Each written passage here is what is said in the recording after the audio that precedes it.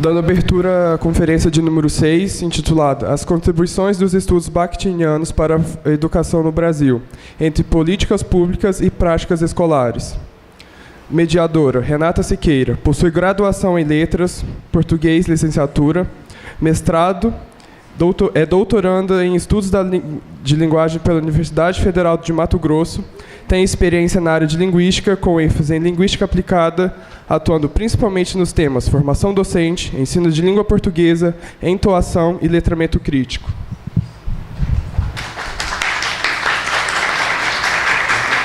Se você quiser sentar, já usando.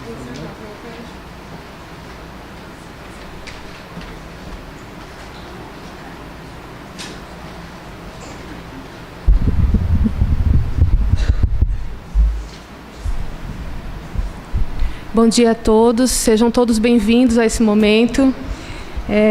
A nossa palestrante de hoje é a professora doutora Cláudia Graziano Paz de Barros, é doutora em Linguística Aplicada em Estudos de Linguagem pela Polifícia Universidade Católica de São Paulo, PUC, possui pós-doutoramento em Educação pela Universidade de Lisboa, com investigação sobre teorias do discurso aplicadas à educação e pós-doutoramento pelo Centro Interdisciplinar de Estudos Educacionais da Escola Superior de Educação do Instituto Politécnico de Lisboa, com investigação sobre ensino-aprendizagem de língua, de leitura e escrita do Brasil e em Portugal.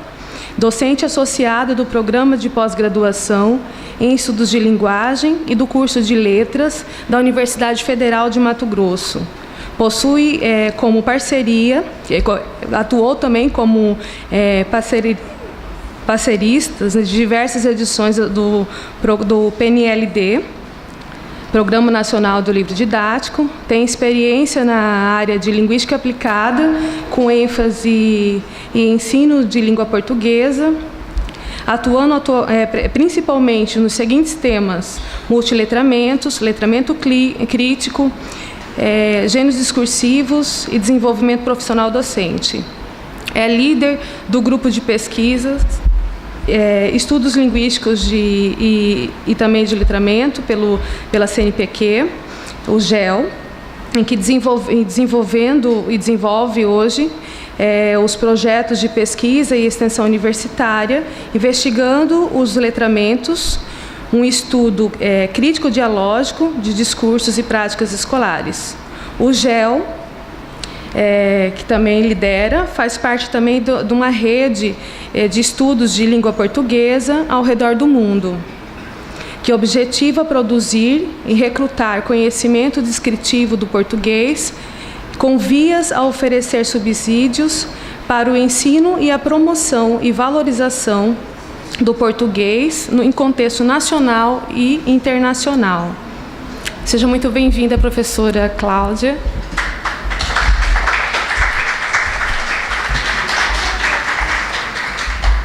Olha o tamanho do negócio. Bom dia. Olá. Agora sim. Bom dia a todos. Em primeiro lugar, eu queria falar da alegria que eu estou sentindo de finalmente poder vir aqui, né, Lu? Faz tempo que a gente tenta esse contato e não era possível. Mas hoje, graças a Deus, deu tudo certo. E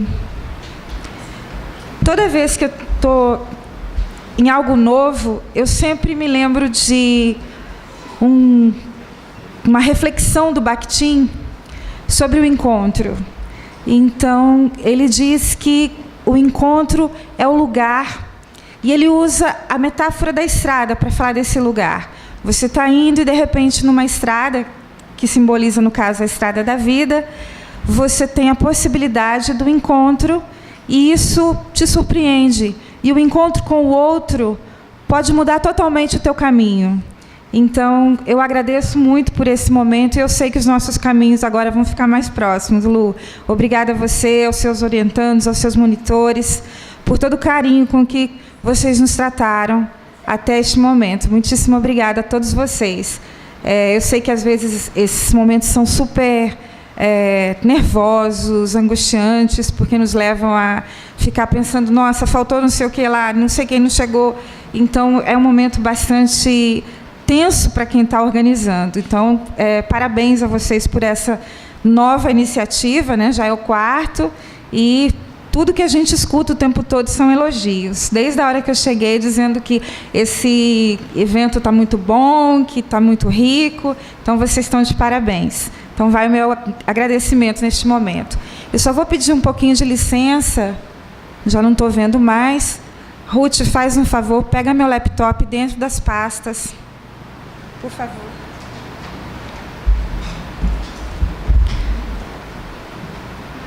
Peguei. A gente ia pegar o sem fio e esqueceu.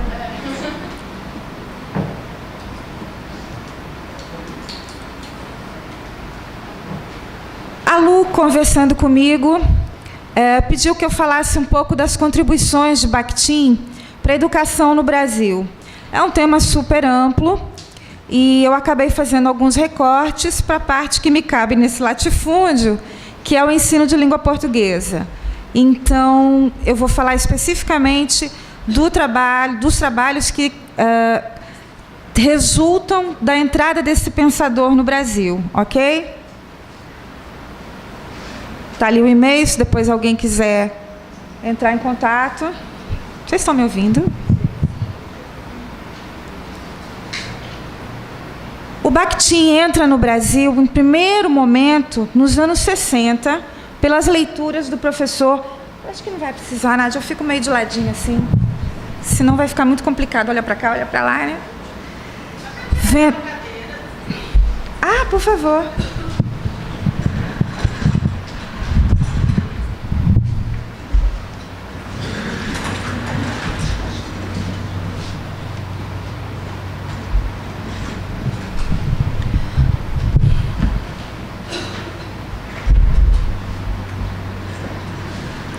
Então, o Bakhtin entra no Brasil, num primeiro momento, pelas leituras do professor Boris Schneiderman, que naquele momento o conheceu através de leituras em língua francesa ainda.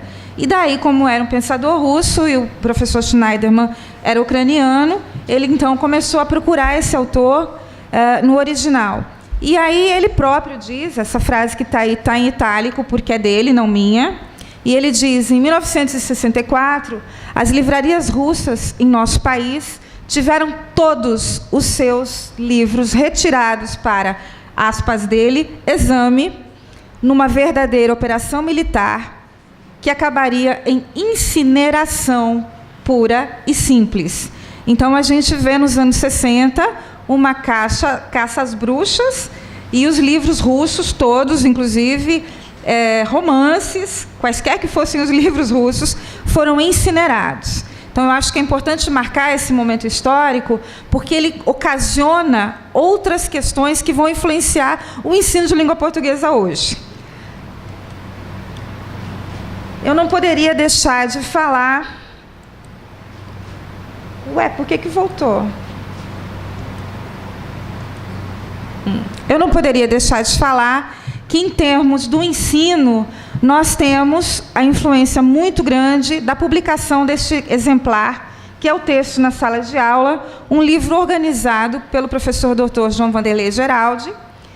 E a entrada desse livro no meio acadêmico, daí, quase 20 anos depois de quando o Boris começa a fazer as leituras do Bakhtin, é o Texto na Sala de Aula, é uma, vamos dizer assim, um momento que gesta, que gera, que fecunda mesmo o que vai acontecer depois no currículo brasileiro.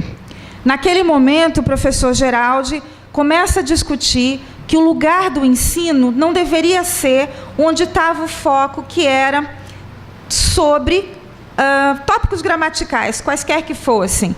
Então, conjugação de verbos, e essa língua que Bakhtin tanto criticou, totalmente descontextualizada, né? Então, o aluno tinha, naquele momento, que decorar conjugações verbais, classes gramaticais, e havia um pequeno momento de leitura, que, por vezes, era silenciosa e silenciada, e Em seguida, geralmente, quando o professor estava ocupado com alguma coisa, ele mandava os alunos escreverem, e essa escrita também descontextualizada, daí a gente ter no Brasil a piada de todo mundo escreveu Minhas Férias vários anos na vida, ainda que sejam pessoas mais jovens do que eu. Essa prática era tão enraizada que ela continuou e continua durante anos e anos, o ensino totalmente descontextualizado. Então, o que o Geraldo e os seus colegas, que esse aí é um livro cheio de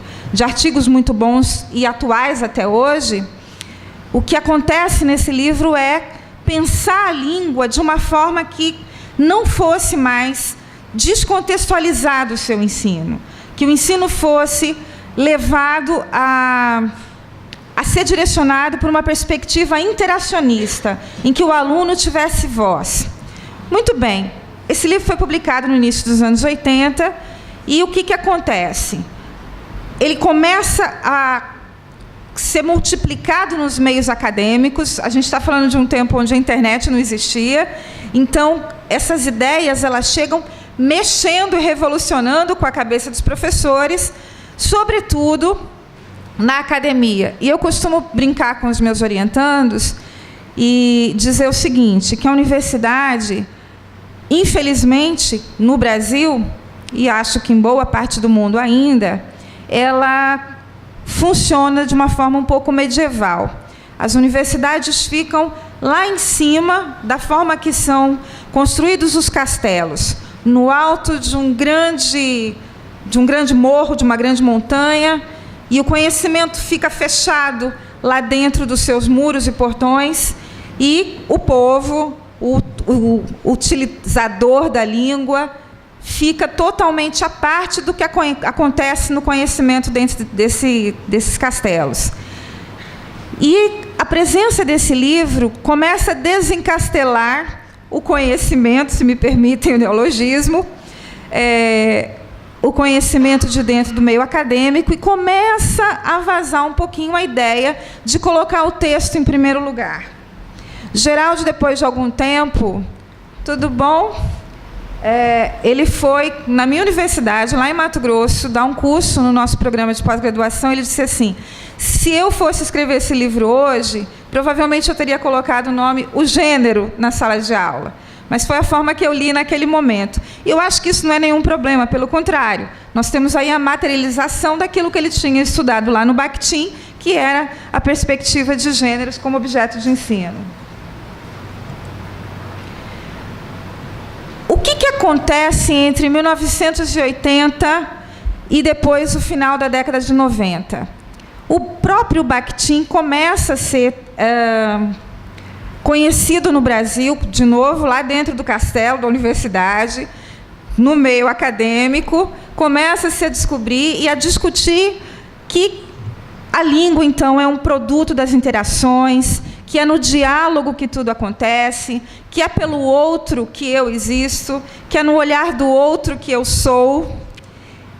E isso começa a ter uma forte influência, sobretudo no ensino de língua portuguesa.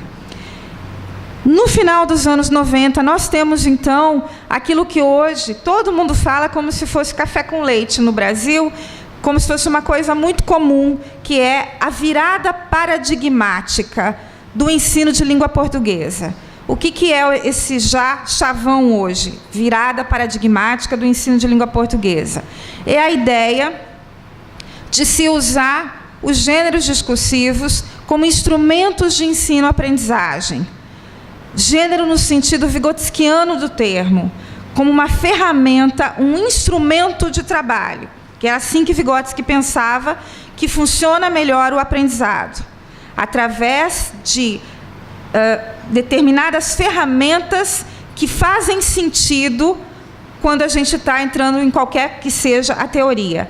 Então, a equipe de Psicologia da Educação da Universidade de Genebra, olhando para a teoria bakhtiniana de gêneros e para a teoria vigotskiana de aprendizagem, unem essas duas ideias de que o gênero é um bom objeto de ensino e começam, então, a colocar o gênero como objeto principal, a partir do qual se desenvolveriam todas as atividades de ensino de uma língua, ok? No Brasil, as releituras disso acabam por mudar o currículo de língua portuguesa já no final dos anos 90. Nós estamos falando especificamente de 97, 98 e 99. Eu ilustrei aquela coleção, são os parâmetros curriculares nacionais de 1ª a 4ª série. Ainda era chamado assim nos anos 90. O livrinho cor-de-rosinha, vermelhinho, são os parâmetros curriculares de língua portuguesa de 5ª a 8ª série, e o que está mais abaixo é o livro que recomenda o ensino de nível médio. O que esses livros trazem? Toda hora ele volta.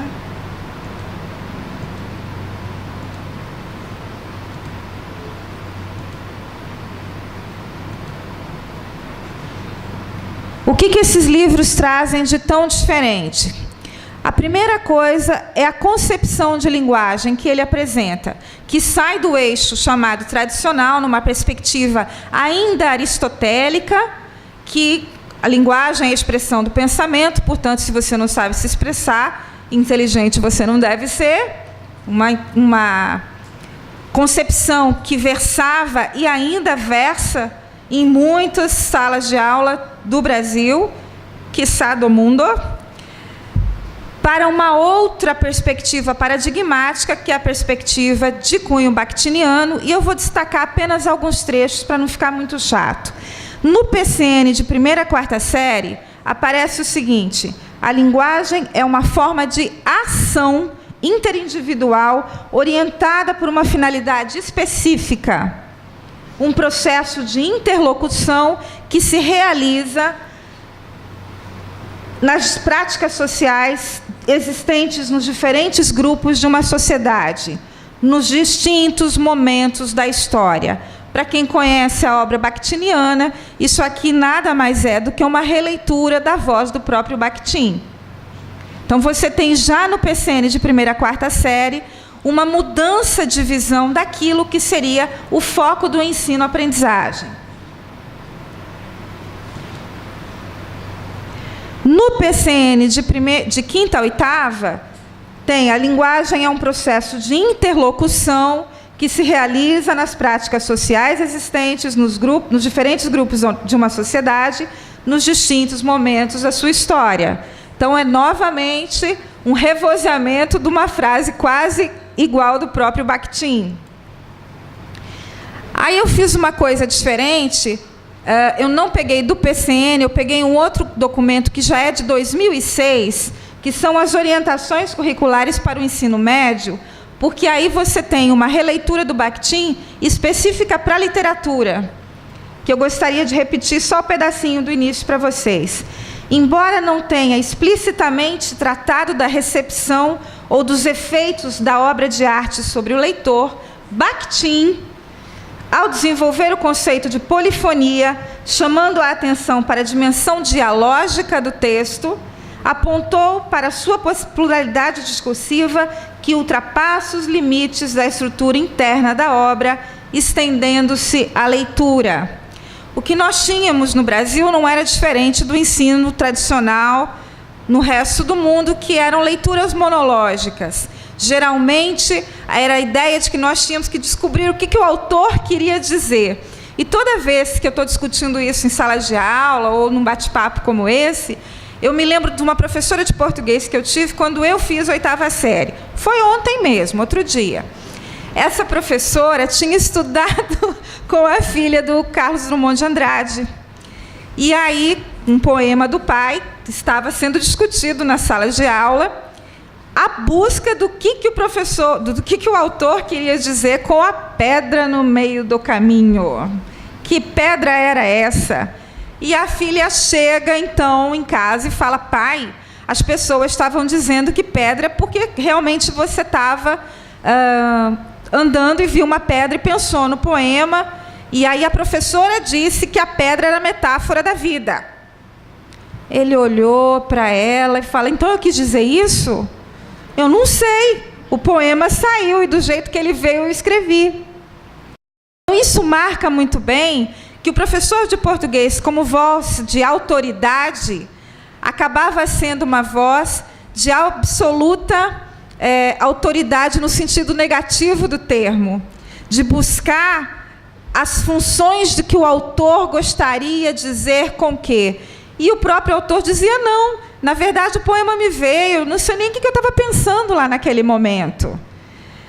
Isso ilustra muito bem o jeito que os textos literários eram tratados, e ainda são por alguns dos nossos colegas, de forma, numa visão única, como se as artes não fossem dadas à apreciação estética, à apreciação ética de cada leitor, de cada apreciador de obra de arte, de cada pessoa que ouve uma música.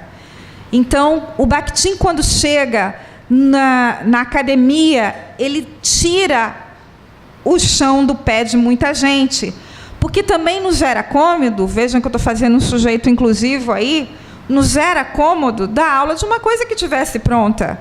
Eu vou lá, preparo a minha aula de verbo e ensino os meninos que as terminações, que as desinências, elas vão se repetir para os verbos regulares e elas também vão ter uma certa regularidade nos verbos irregulares e vão fugir totalmente nos efectivos. É muito mais fácil do que eu levar o menino a conjugar o verbo e mostrar para ele que esse verbo, às vezes, sobretudo num país continental como este aqui, às vezes os verbos se realizam de uma forma diferente. Então, eu posso dizer que na norma culta tem nós vamos, mas aqui nessa cidade, muito da sua população vai dizer: nós vai agora ali comprar um sorvete que está muito quente hoje. E está tudo bem, nós vai ali e compra mesmo. Não é? Mas como é que fica? Onde é que está o lugar daí de ensinar a norma culta? Eu começo a colocar para vocês onde eu vou chegar no final, que é o que está acontecendo agora, depois de 20 anos dessa mudança paradigmática de ensino de língua portuguesa no Brasil. Mas eu vou falar disso já já. Eu vou voltar um pouquinho, porque para além de ter olhado a parte curricular, eu fui pesquisar, eu passei vários dias fazendo essa pesquisa, eu fui pesquisar também qual é a produção científica sobre Bakhtin hoje no Brasil. E aí eu descobri coisas bastante assustadoras para quem é pesquisador, sobretudo, então, para o que eu represento hoje, que são os orientadores de programa de pós-graduação.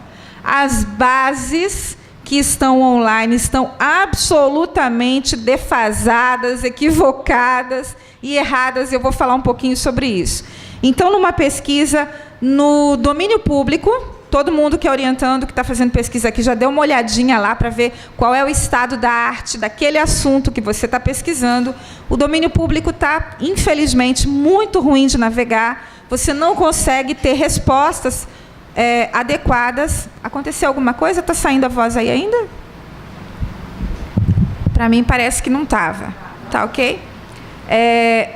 Então, eu saí do site do domínio público porque eu não estava conseguindo as respostas, que eu já tinha mais ou menos uma hipótese de quantas seriam essas respostas, e fui para um outro site oficial, que é a Biblioteca Digital Brasileira de Teses e Dissertações. Então, é uma produção mesmo, em nível de mestrado e doutorado, e o retorno, eu tive vários, mas eu não vou passar a manhã inteira aqui falando com vocês, eu vou apresentar só um pedacinho, que foi quando eu joguei no resumo das dissertações e teses, Bakhtin, no resumo em português. E aí eu tive de retorno 3.019 trabalhos, sendo 2.039 dissertações de mestrado e 980 teses que apresentam Bakhtin. Pensando que aí não é apenas no campo da educação, eu quero aqui fazer um pequeno parêntese, já estou fazendo no ensino de português, vou fazer um novo. O Bakhtin no Brasil, ele é estudado em várias áreas. Eu, infelizmente, estou com um problema de saúde, não tenho conseguido dar os meus cursos. O último curso de Bakhtin e Vygotsky que eu dei na UFMT, eu tive alunos de educação física, a hora que eles viram o nome Bakhtin, associado ao nome do Vygotsky, médicos, estudantes de mestrado de medicina, de enfermagem. Estou esquecendo de uma outra área, Rê? A sala de aula ficou cheia de gente que saiu de Brasília, porque queria saber mais um pouco sobre esses dois autores. Então, o Bakhtin hoje tem uma entrada no Brasil que é muito maior do que apenas na área de linguística, de letras, ou da literatura, ou da teoria literária. Ele também é pensado nas outras áreas do conhecimento. Muitos médicos têm usado o que a gente tem chamado de análise dialógica do discurso para observar o discurso nas mais variadas esferas de pesquisa. Então, um médico, por vezes, acaba fazendo uma pesquisa, eu estou lembrando de uma especificamente, que é a relação do médico e o paciente de AIDS no seu tratamento. E aí, o instrumento através do qual esse discurso é analisado são conceitos-chave da obra bakhtiniana. Portanto, ele não está subscrito apenas ao ensino e não está subscrito apenas à educação. Então, eu pedi licença para dar uma olhada nisso. Só que 3019 já me parecia bastante para 20 anos que esse autor chegou no Brasil. No entanto, eu não me cansei e fui olhar mais uma coisinha. Ai, que pena, não dá para vocês enxergarem. Para mim, quando eu vi no computador, parecia bem. Eu vou falar rapidamente. A primeira universidade que não está aparecendo ali é onde eu me doutorei, a Pontifícia Universidade Católica de São Paulo. Na base da Biblioteca Digital Brasileira, aparecem 280 trabalhos, só que tem Bakhtin como ou fundamento teórico ou forma metodológica de análise, ok? Seguido da USP, depois da Unesp, e aí vai descendo. A última que aparece aqui é a universidade onde eu trabalho, que é a Universidade Federal de Mato Grosso, e ali aparecem apenas, não dá para vocês verem, mas tem numerozinhos, aparecem apenas 9 trabalhos. E eu fui olhar que trabalhos são esses. Aparece o trabalho daquela moça que está ali, e de mais 2 orientandos meus que estão aqui. Portanto, a base está absolutamente equivocada, porque só eu já orientei mais de 20 trabalhos que tem Bakhtin como fundamento teórico e como análise dialógica do discurso. Portanto, eu recomendo a vocês, pesquisadores, quando forem fazer o estado da arte, para procurarem em outras bases, entrar nas bibliotecas das universidades e ficar procurando. Eu também fiz isso na minha universidade e vi que houve um ano, e isso acontece em toda a base da Biblioteca Digital, que é o ano de 2014 e o ano de 2015, esses 2 anos, as universidades abasteceram o sistema, e depois daí o sistema está defasado. 2016, 2017 e 2018 aparecem muito poucos trabalhos, e há uma produção muito maior do que aqueles 3.000. Então, é só para a gente pensar um pouco onde é que ele está no fazer científico hoje, não apenas na nossa área, ok?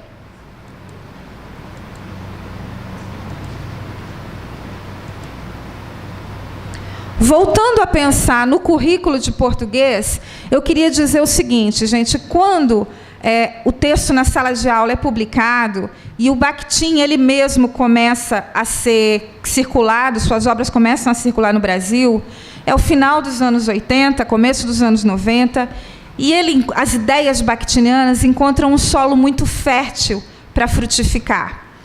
Depois de 20 anos de uma ditadura militar extremamente sanguinária, as palavras são minhas, eu as assumo em qualquer instância, foi extremamente sanguinária. Então, essas ideias libertárias de colocar o sujeito no mesmo lugar do eu, encontram um lugar muito fértil. O Brasil, então, abraça o Bakhtin no ensino de português. E aí eu fui, Lu, para responder ao teu pedido, olhar todos os documentos curriculares do Brasil. Eu estudei todas as orientações curriculares de norte a sul, do Oiapoque ao Chuí, e, infelizmente, descobri também que as secretarias de educação também estão defasadas. Quase todas apresentam seus documentos curriculares, mas Nordeste e Norte, eu estou olhando para uma orientanda que está fazendo pesquisa sobre isso também, infelizmente, a gente não consegue nem acessar o site de algumas dessas secretarias. Mas isso, pensando em todos os estados do país, foram apenas 4 que eu não consegui o documento. Então, é muito pouco. E aí esses documentos, a partir dos parâmetros curriculares de língua portuguesa, têm os seguintes nomes: diretrizes curriculares, orientações didáticas, currículo básico, currículo referência e referencial curricular. Como é que eu fui cortando isso? Senão eu ia ficar o dia todo falando aqui do que está no currículo do Brasil. Eu peguei algumas que me chamaram mais a atenção porque eram muito fortemente bakhtinianas. Então, eu vou mostrar para vocês. Eu tinha pego uma de cada estado, mas eu acho que vai ser muito tempo que vai ser gasto para a gente ficar lendo isso. Vou pegar só algumas e vou pular outras, tá bem? Desculpa, não foi uma de cada estado, não. Foi uma de cada região.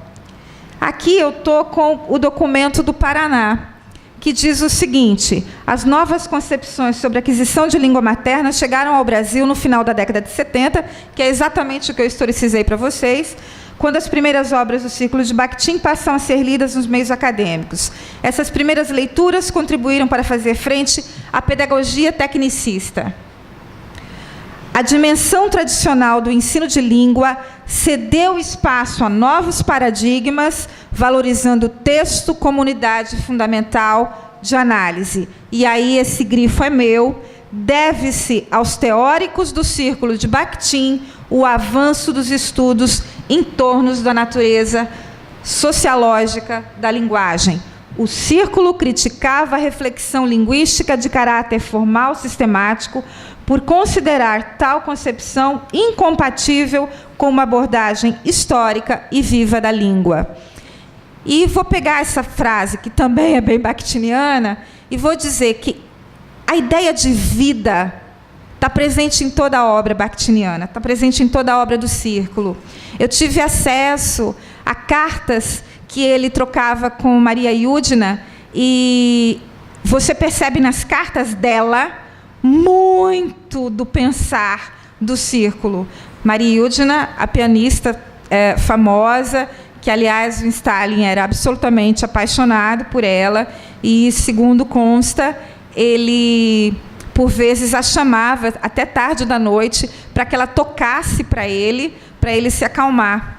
Ela era um membro do grupo chamado Círculo, e quando a gente pensa nas obras dele, no que fala de vida do sujeito, a gente vê muito como essa pianista conseguia depois colocar vida quando estava exercendo as suas peças. Ela, para mim, é um membro do Círculo sobre o qual eu ainda quero me dedicar a fazer leituras. É uma mulher que estava muito à frente do seu tempo e que merece o nosso olhar. Eu ainda estou estudando, mas, infelizmente, esse interregno, é uma palavra bem feia mesmo, de doença, acabou me afastando dessas leituras. Por isso que eu escolhi interregno e não outra palavra, porque é bem chato assim o que aconteceu. Bom, voltando aos documentos, eu vou pegar mais um. Esse aqui é o do Rio de Janeiro. Eu peguei um outro trecho que fala de uma outra parte da obra bakhtiniana que me interessa muito, que é a ideia de compreensão ativa, que eu traduzo até hoje como uma ótima concepção para a gente pensar a leitura e o ensino de leitura. Nessa perspectiva, de novo, isso aqui é o referencial curricular do Estado do Rio de Janeiro, ok?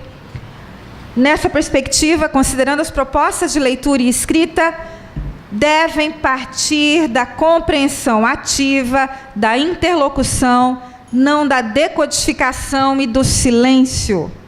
As situações didáticas têm como objetivo levar os alunos a pensar sobre a linguagem para compreendê-la e utilizá-la adequadamente. Me chamou a atenção que a maioria dos documentos, e aí eu vou falar de novo dos PCN, lá nos anos 90, eu não sei exatamente porquê, mas eu criei uma ilaçãozinha na minha cabeça, que o Bakhtin não era citado explicitamente. Tem lá uma resenha, que a gente, orientador, chama de resenha colada.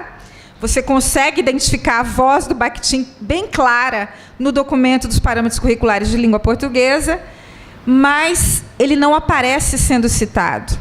O Vygotsky não aparece sendo citado. Depois aparece um Chineu Li lá na bibliografia, aparece um livro do Bakhtin na bibliografia, um livro do Vygotsky na bibliografia. E aí eu fiquei pensando, a minha ilação é que talvez nos anos 90 as pessoas ainda pudessem, como aquilo era uma encomenda do governo federal, houvesse algum medo de citar um autor russo, porque era muito recente a saída do período negro da ditadura brasileira. Então, eu vou ficar falando isso, tá, gente? É bom a gente lembrar, a gente não pode esquecer, sobretudo em 2018. É bom a gente lembrar o que foi vivido recentemente, na história recente desse país, sobretudo nos espaços acadêmicos desse país. Muitos dos nossos colegas estão desaparecidos e as famílias não sabem nem onde o seu corpo foi parar. É preciso que a gente se lembre do que aconteceu. Então, eu penso que talvez lá nos documentos dos anos 90, essa ocultação do nome do autor fosse ainda uma reverberação de todo o tempo da ditadura.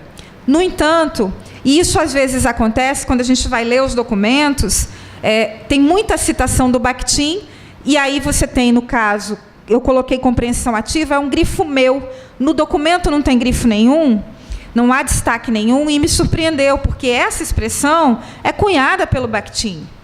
Então, no mínimo, os autores deviam ter dito Bakhtin alguma coisa, né? Mas depois, na página 7, né, na página seguinte, a opção por gêneros apoia-se nos estudos de Bakhtin, que vem o enunciado como algo que não se realiza fora das situações de enunciação. Só que, olha a data de publicação desse documento.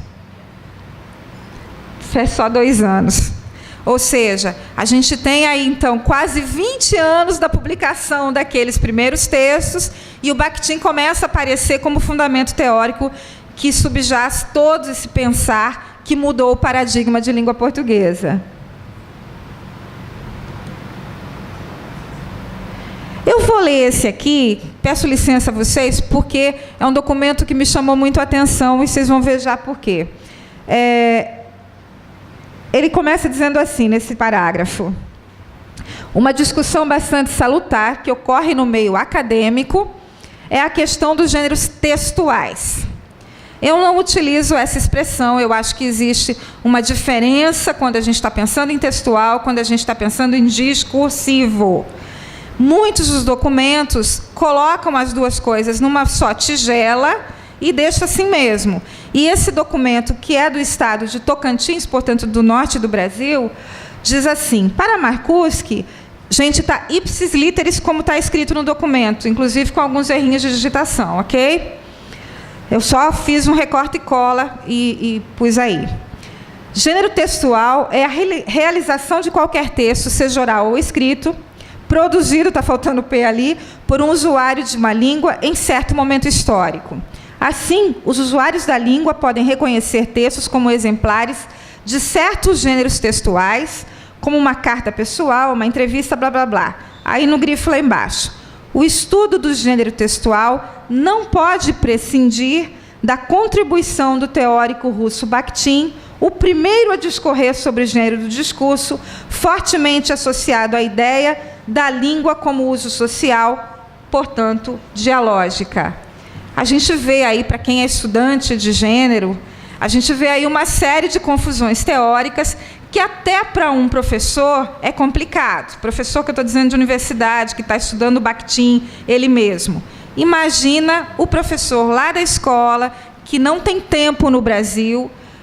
Há alguns estrangeiros aqui, eu vou pedir licença para dizer que no Brasil um professor às vezes é obrigado a trabalhar, às vezes não, quase sempre, os 3 períodos para poder ter um ganho salarial um pouco mais digno.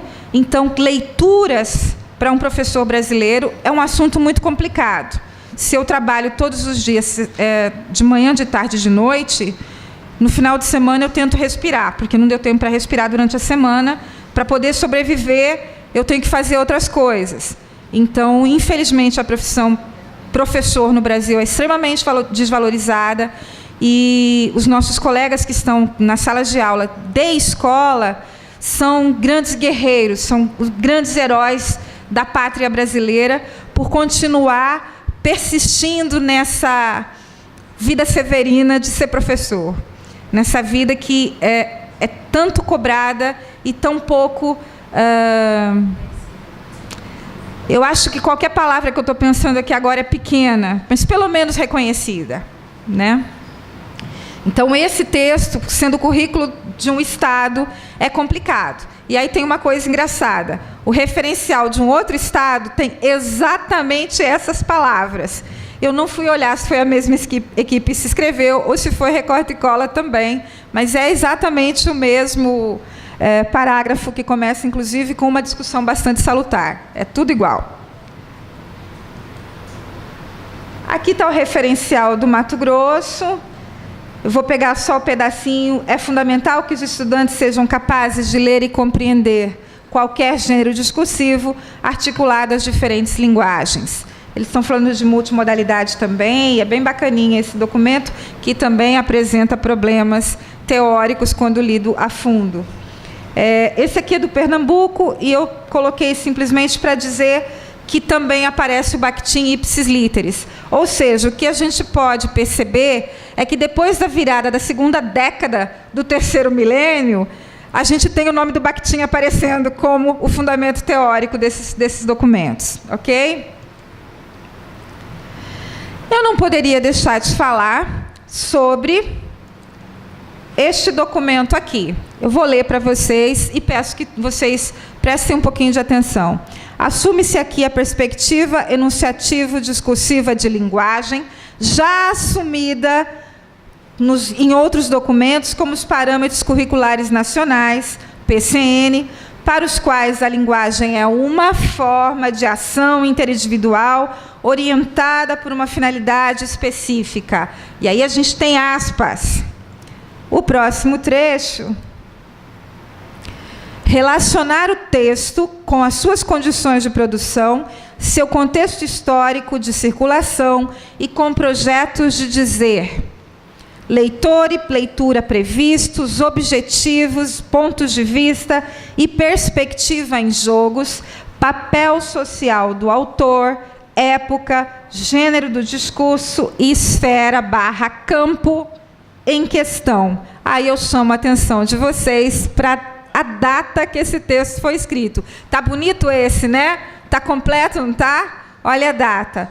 Base Nacional Curricular Comum, 19 de março de 2018. Esse documento foi publicado no mês passado. É a última versão, e o nome é exatamente esse, BNCC, última versão 19 do 3. A última versão da Base Nacional Curricular Brasileira também tem um forte sedimento, no sentido de fundamento teórico, bakhtiniano e vigotskiano de aprendizagem. Bakhtiniano de discurso, de concepção de linguagem, e vigotskiano de concepção de aprendizagem. A BNCC, eu não vou me demorar nela, mas eu vou voltar a falar sobre ela no finalzinho e vocês vão perceber por quê. Deixa eu ver o que mais que eu botei aqui. E onde é que ficam, no meio de todos esses documentos, o final da minha fala e as práticas escolares? Para isso, eu vou pedir licença para vocês, como boa brasileira, em homenagem aos estrangeiros que aqui estão, eu vou colocar um samba.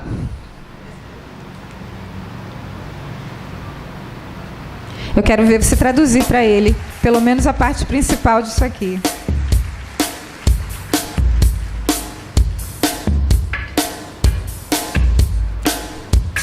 Gosto de sentir a minha língua roçar a língua de Luiz de Camões. Gosto de ser e de estar.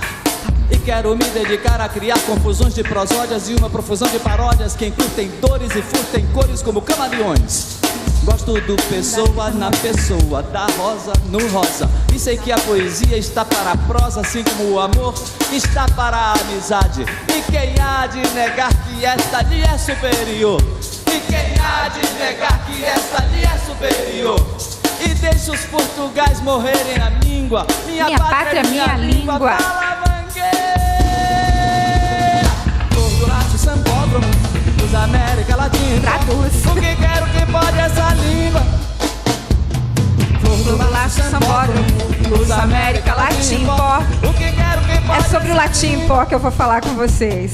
Vamos atentar para a sintaxe dos paulistas e o falso sintaxe dos surfistas. Sejamos imperialistas, cadê? Sejamos imperialistas, cadê? Sejamos imperialistas, cadê? Sejamos imperialistas, cadê? Sejamos imperialistas, cadê? Sejamos imperialistas, cadê? Sejamos imperialistas, cadê? Sejamos imperialistas, cadê? Sejamos imperialistas, cadê? Sejamos imperialistas, cadê? Vamos na veluda de São Chuchu de Carmen Miranda. E que o Chico Buarque de Holanda nos resgate em checkmate. Explique-nos Luanda.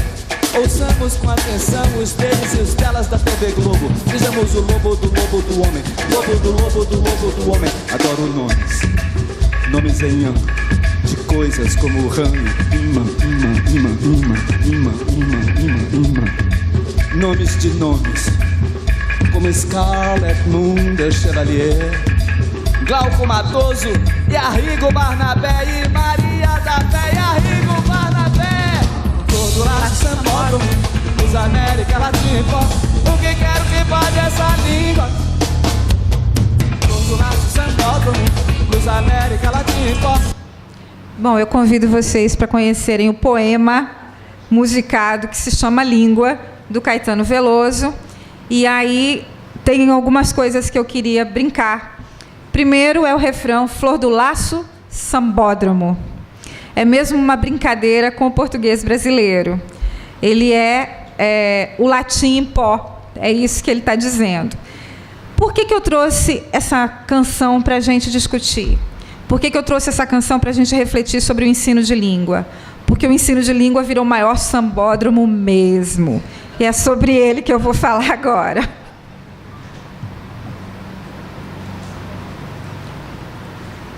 Eu trouxe para vocês, primeiro eu vou situar algumas coisas. Eu, quando fui pesquisar o Bakhtin, o primeiro conhecimento que eu tive dele foi em 95, numa banquinha de livros que ficava no saguão do Instituto de Linguagens, onde eu dou aula, na Universidade Federal de Mato Grosso. Estava lá um exemplar de Marxismo e Filosofia da Linguagem, que é o mesmo que eu uso até hoje, todo encebadinho já. E a minha primeira leitura, eu falei, caracas, eu fiquei burra. Estou entendendo nada. O que esse homem está falando, gente? E eu reli, eu tinha uma certa dificuldade para compreender, sobretudo, as críticas que ele fazia tão pesadas ali.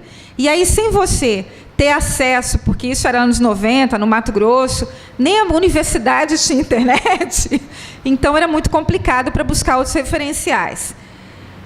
Depois, no ano de 98, eu fui fazer mestrado, e no mestrado eu queria olhar para esses documentos que tinham acabado de ser publicados, que são os parâmetros curriculares nacionais. E os parâmetros curriculares nacionais, como eu já disse, eles são bakhtinianos e tem um monte de confusões teóricas que às vezes batem de frente umas com as outras, mas claramente existe uma mudança de paradigma de ensino de língua portuguesa sendo recomendada ali. Veja, quando um documento curricular é chamado de parâmetro ou referencial, significa que ele está apontando um caminho, não que ele tem que ser obrigatoriamente seguido. É diferente quando alguém diz, olha, o currículo dessa escola é esse, você tem que seguir. E aqui no Brasil, nós temos muitas escolas que são assim, e vou até citar quais são, especificamente escolas que fazem preparação para vestibulares, ENEMs e etc. Elas têm apostilas e o professor tem que dar aula daquela apostila, de preferência fazendo uma bela de uma teatralização do conteúdo que ali está. Então, em contexto brasileiro, uma aula considerada boa, muitas vezes é a aula que o professor de cursinho dá, onde ele é o ator único, onipotente, onipresente. Se você não quiser a porta da rua, serventia da casa, pode sair da sala de aula. É exatamente assim, e eu não estou dizendo isso como alguém que olha de fora. Eu fui professora de cursinho muito tempo, antes de ser professora na Universidade Federal de Mato Grosso. Eu já tinha 9 anos de prática escolar em todos os níveis. Eu comecei dando aula para criança em pré-escola, e depois tinha uma coisa de você ir ficando melhor, aí eles colocavam para assumi uma sala de aula de segunda série. Eu tinha feito magistério, que era um curso de secundarista que formava professor de primeira a quarta, e depois eu consegui subir para ser professora de quinta a oitava, mas era aquele método apostilado na escola. Eu tinha que dar aquela aula. Então, tinha uma atividade no 6º ano, que naquela época chamava sexta série, que na verdade é o 5º hoje, né? Que eu rio muito quando eu me lembro. Vocês sabem o diminutivo erudito de cavalo? No one?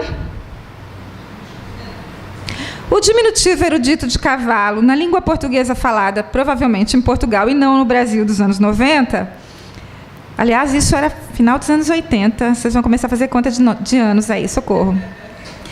Era cavalicoque. Eu vou repetir. Na sexta série, eu tinha que dar aula dizendo para uma criança que o diminutivo de cavalo era cavalicoque. Lindo, né? Essa é a língua não viva. A Flor do Laço, o Sambódromo, vai começar a partir de então. Então, a gente tem... Por que eu estou usando o carnaval? Porque eu estou buscando a mesma ideia de carnavalização para dizer como é que eu ensino de língua portuguesa. Eu estou puxando um outro conceito bakhtiniano para pensar com vocês. Eu queria que alguém me dissesse o tempo. Rei, como é que eu estou aí? Vai depender de quanto eu vou discutir agora. 2? 12? Está ótimo. Nossa, gente, nunca fiz uma palestra que foi tão certa. Que bom. É verdade, geralmente eu falo que nem o homem da cobra, como se diz no Mato Grosso. Vocês não conhecem isso? Eu cheguei a ver. São aquelas pessoas que vão para a praça e começam a vender beberagens. E para isso eles falam, e o povo circunda em volta. E aí lá no Mato Grosso a gente usa essa expressão, fala mais do que o homem da cobra. E a primeira coisa que ele mostra é uma cobra muito grande, dizendo que aquela beberagem é um veneno daquela cobra, ou é parte do veneno da cobra, que vai curar toda e qualquer maleita que você tenha, toda e qualquer enfermidade, cura até defunto.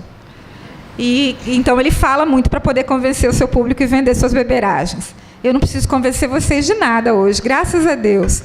Mas eu vou fazer uma grande crítica, e é no conceito bakhtiniano de carnavalização que eu trouxe o sambinha, que fala que a língua portuguesa falada no Brasil é o latim em pó. Por quê? Se nos anos 80 e 90 um material didático de crianças de 11 e 12 anos ensinava o diminutivo erudito de cavalo, e essa criança não ia usar o diminutivo erudito de cavalo, a não ser para fazer piada em casa, aprendi uma palavra nova hoje, é cavalicoque, né? Se de um lado a gente tinha esse extremo da minha própria experiência profissional, de outro a gente tem o que acontece hoje, e de novo eu volto para o conceito de carnavalização, que é o samba do crioulo doido. O ensino de português no Brasil está sendo conceitualizado por mim como o samba do crioulo doido, e eu vou mostrar por quê. Primeiro, em termos de experiência docente, desde que eu comecei a falar do meu mestrado e mudei de assunto, desde que eu fui pesquisar o mestrado, isso era 98, o PCN de primeira a quarta série tinha acabado de ser editado e chegar às escolas. E quando eu fui procurar uma escola e uma professora que me deixasse dar uma olhadinha como é que estavam as aulas dela, essa professora me foi indicada pela direção de uma escola pública de Cuiabá, e a professora afirmava que ela já trabalhava os PCN. Eu falei, cara, eu tenho que conhecer essa mulher, porque eu já tinha lido o documento e falava, meu Deus, como é que isso vai ser na sala de aula? E aí eu fui para a sala de aula, super tranquila, deixou eu assistir 6 meses, de agosto a dezembro, eu convivi com aquelas crianças. E aí o conceito de praça pública e carnavalização estava presente naquele momento. Era uma sala de primeira série, de alfabetização. E eu vou dizer mais, era a sala de aula que um dos meus filhos estudava. Uma escola pública perto da universidade onde eu trabalho. E a mãe dele sentava lá no cantinho e fazia uma pesquisa etnográfica. Para quem não conhece isso, o etnógrafo precisa conhecer a realidade a partir do ponto de vista daquele sujeito.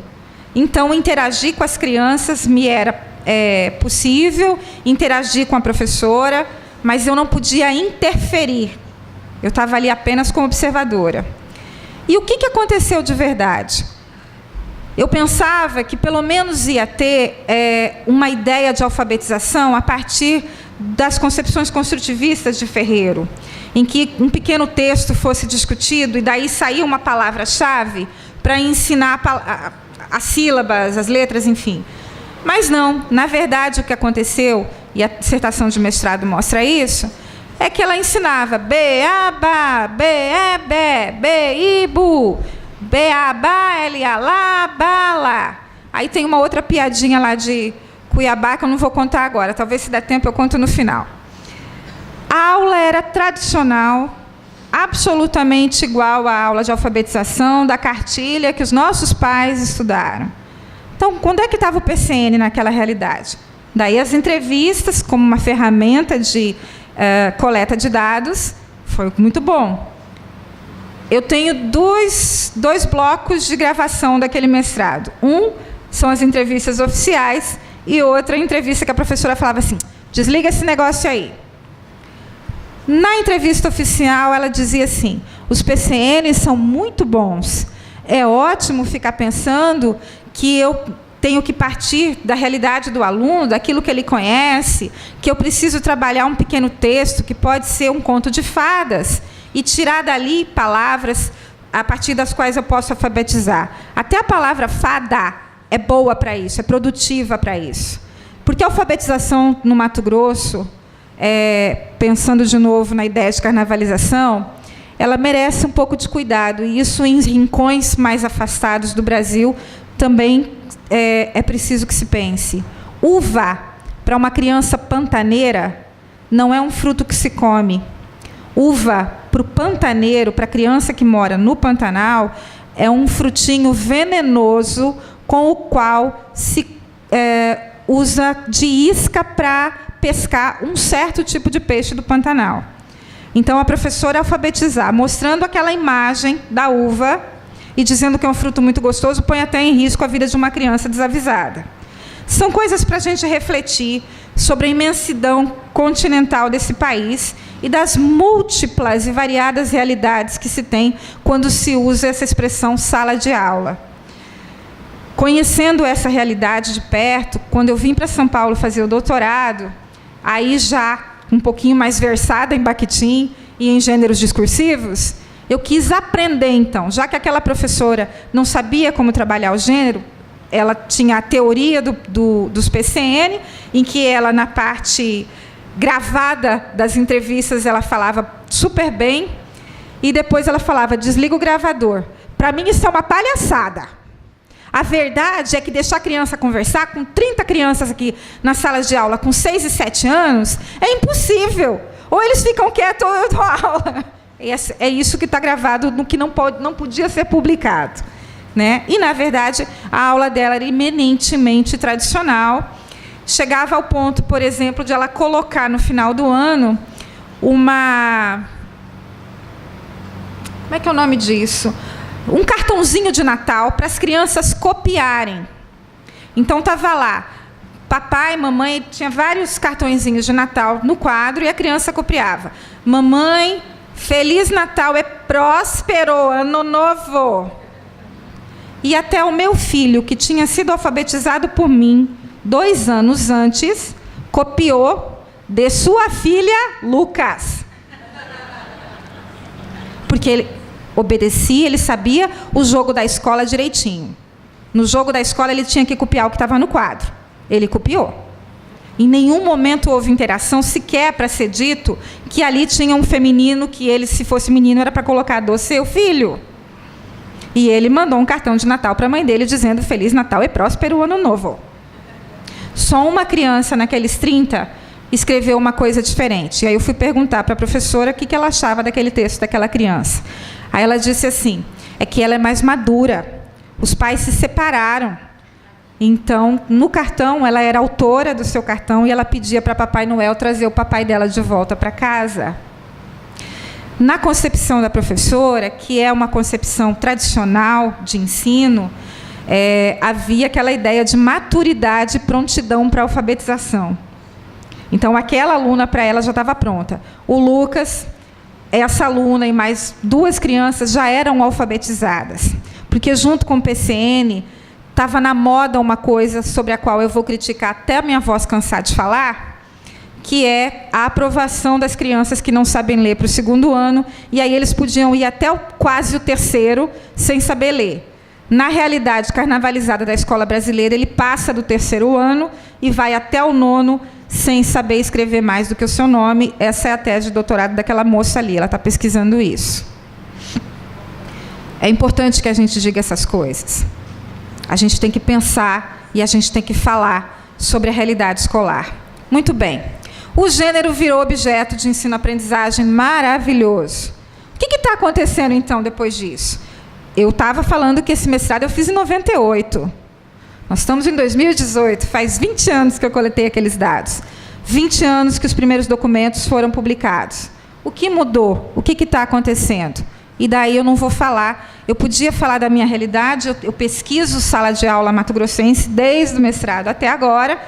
Tem vários orientandos meus aqui, todos eles fazem pesquisa em sala de aula de alguma forma, mas eu não vou falar da realidade brasileira. Eu vou mostrar um site e vocês vão fazer a avaliação sozinhos. Isso aqui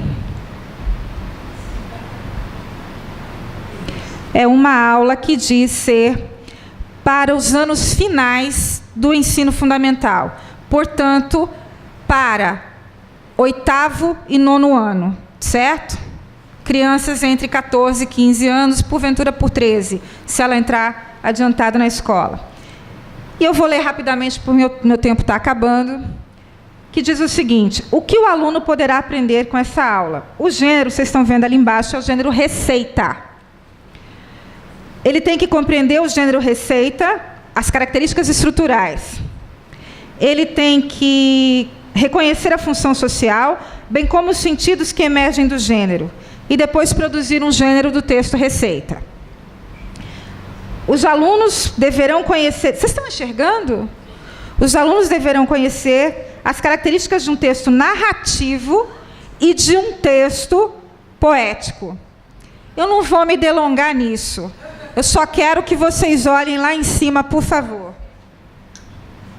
Portal do professor /mec.gov.br. Como é que essa aula termina? E eu achei na internet, porque é muito cômodo eu dizer assim, olha, gente, eu tenho pesquisas que mostram dados que os professores não estão ensinando mais português na sala de aula. Mas esses dados poderiam ser restritos apenas a Mato Grosso. Podia ser diferente aqui. Então, eu fui procurar o que os professores estão publicando. Com a chancela do Ministério da Educação, essa aula termina sem ensinar português. O que os grupos deverão fazer? Só um outro exemplo. Reconhecer o título, ingredientes, modo de preparo, calorias e etc. Eu pergunto, a minha avó, eu tinha 2 maravilhosas, sou apaixonada por elas. Uma era semi-analfabeta e outra tinha um letramento tão alto que estudava alemão sozinha. A semi-analfabeta era uma cozinheira de primeira. Eu digo semi porque ela se acreditava como não alfabetizada. Mas ela sabia ler e escrever. Não muito além disso, apesar de uma tentativa de fazer poema. Sobre essa avó eu falo na minha tese de doutorado. Ela é o exemplo de letramento que eu estou dando, inclusive com textos dela na tese. Ela conhecia esse gênero muito bem. Se a gente cresceu numa casa que tinha mãe que cozinha, avó que cozinha, a gente conhece esse gênero. Eu pergunto, ele precisa ser ensinado na escola? E se precisa, como? É sobre como que eu estou fechando, tá, Lu? E estou fechando mesmo. Eu convido vocês a jogarem gêneros discursivos. Isso aqui é um plano de aula de um documento do Ministério da Educação e Cultura, de novo, que diz... Desculpa, gente, não é mais cultura, a gente fala por vício do Czinho, que está lá no final. Isso aqui é um plano de aula que está recomendando o professor como ensinar. O que acontece com esses planos de aula... e que acontece em quase todas as aulas de grande parte do Brasil. Os gêneros, os alunos são expostos a gêneros. O que acontecia no Brasil antes? O aluno, ele tinha, até os anos 80, 90, ele tinha contato com eminentemente gêneros da esfera literária. Hoje, gêneros de diferentes esferas sociais entraram na sala de aula, isso é verdade. O que tem sido feito? O professor põe o aluno para ler, o professor fala um pouco do contexto histórico, ele fala bastante da forma composicional, mas ele quase nunca trabalha o estilo. É no estilo que a gente aprende a língua.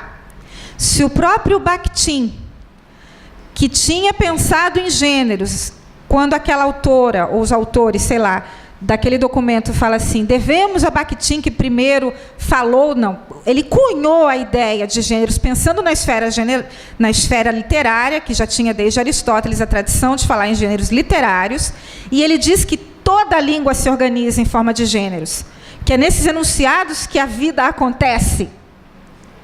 E se ele diz que os 3 componentes do gênero, forma composicional, estilo e tema, são indissociáveis, eu não estou ensinando língua, eu estou fazendo outra coisa quando eu deixo de tratar dos conteúdos gramaticais. Então, as minhas pesquisas todas, até o presente momento, apresentam 2 resultados.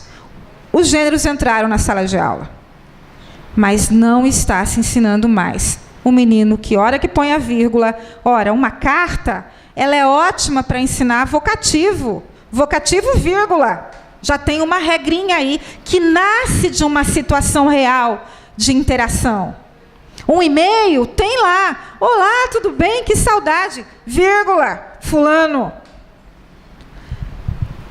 O gênero entrou, o paradigma mudou, mas, na verdade, quando eu coloquei Flor do Laço, o sambódromo que virou a sala de aula no Brasil, infelizmente, coloca as crianças numa situação que já foi chamada por uma colega minha de criminosa.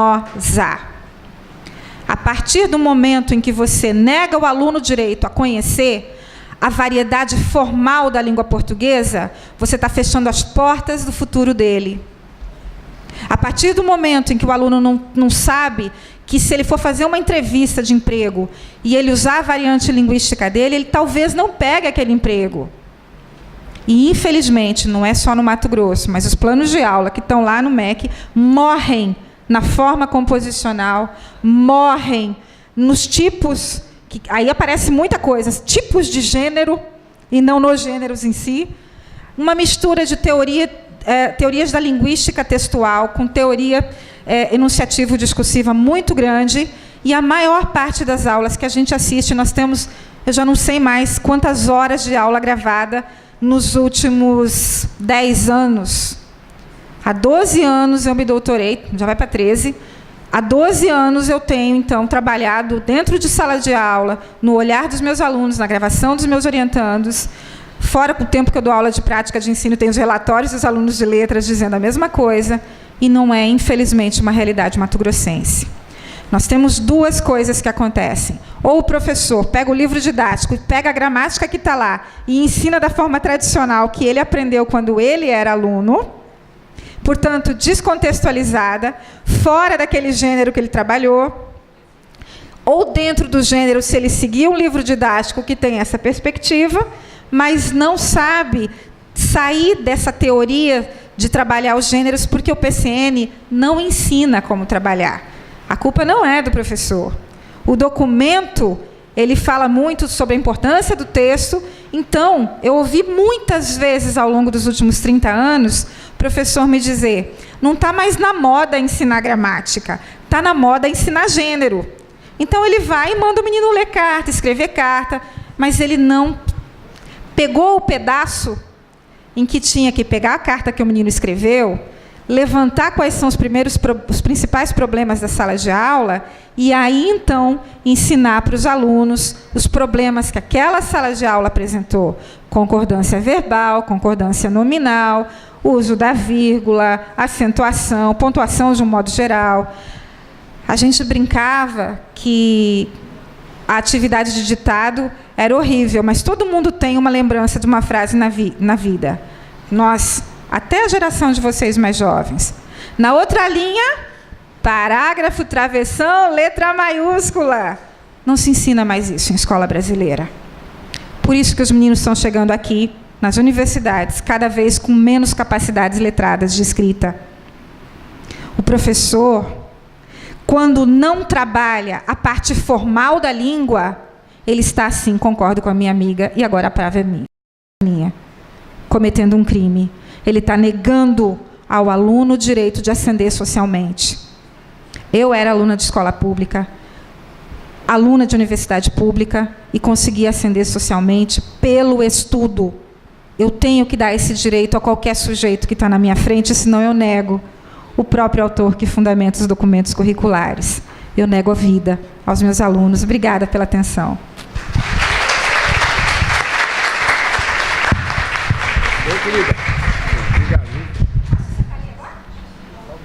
Obrigada, professora Cláudia, pela participação.